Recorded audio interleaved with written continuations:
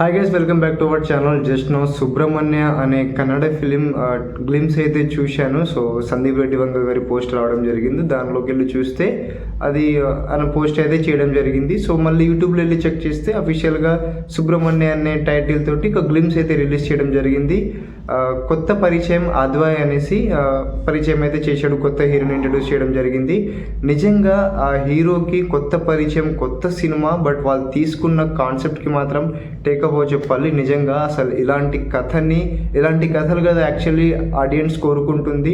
So exactly అలాంటి కథతోనే వచ్చాడు. So గ్లిమ్ స్టార్టింగ్లో ఆయన ఒక బావిలో అయితే దిగడం జరుగుతుంది. పైన మనకు తాడు సహాయంతో కిందికి దిగుతాడు. ఆ బావిలో మొత్తం పాములు ఉంటాయి.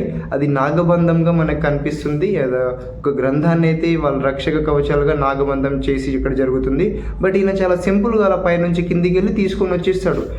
అది చూడగానే కొంచెం తేడా కొట్టింది. ఈయనేంటి ఇంత సింపుల్గా తీసుకొచ్చాడేంటి అనే విధంగా అనిపిస్తుంది. ఏదో తేడా కొడుతుంది అనిపిస్తుంది.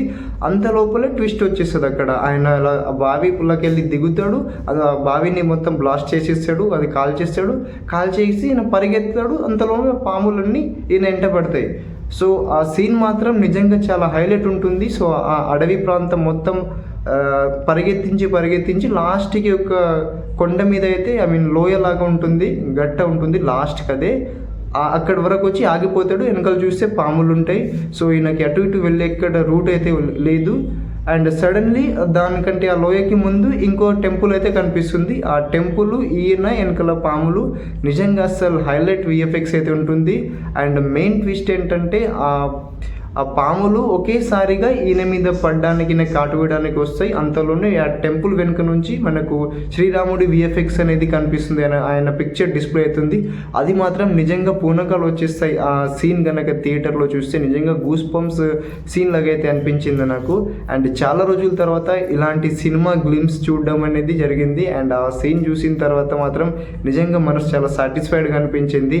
ఇప్పుడు రీసెంట్గా మన దేవరా ట్రెండింగ్ జరుగుతుంది. సో దేవర గురించి ఏమైనా అప్డేట్స్ ఉందేమో చెక్ చేసుకుందాం అనుకున్నాము.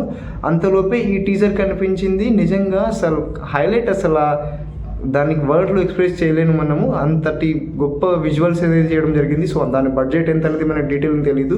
బట్ ఇప్పుడిప్పుడే ఆ సినిమా కొత్త పరిచయం, కొత్త హీరో లాగా కనిపిస్తున్నాడు. అండ్ కొత్త సినిమా, కన్నడ సినిమా ఉంది. అండ్ ఆల్మోస్ట్ చిన్న సినిమానే కొత్త పరిచయం కాబట్టి అలాంటి సినిమాకి ఇలాంటి విజువల్స్, విఎఫ్ఎక్స్ అండ్ అలాంటి కథని ఎంచుకున్నారంటే నిజంగా హ్యాట్స్ ఆఫ్ అయ్యే వాళ్ళకి. అండ్ ఈ సినిమా మనకు పద్మనాభ స్వామి టెంపుల్ లాగా ఆ బ్యాక్డ్రాప్లో అయితే కనిపిస్తుంది. బట్ ఇక్కడ మనకు శ్రీరాముడు కనిపిస్తున్నాడు అండ్ ఇక్కడ నాగబంధం ఉంది. సో కొన్ని సిమిలర్ ఉన్నా కూడా స్టోరీ దానికి రిలేటెడ్ ఉందా లేదా అనేది పక్కన పెడితే నిజంగా ఈ స్టోరీ మాత్రం నిజంగా టెరిఫిక్ స్టోరీ అనే చెప్పాలి. అండ్ డీటెయిలింగ్ స్టోరీ తెలియదు కానీ మనకి స్టోరీ మాత్రం చాలా గట్టిగా ప్లాన్ చేసినట్టున్నారు. సో మీరు చూడని వాళ్ళు వెళ్ళి యూట్యూబ్లో చెక్ చేయండి, సుబ్రహ్మణ్య గ్లిమ్స్ అనేసి.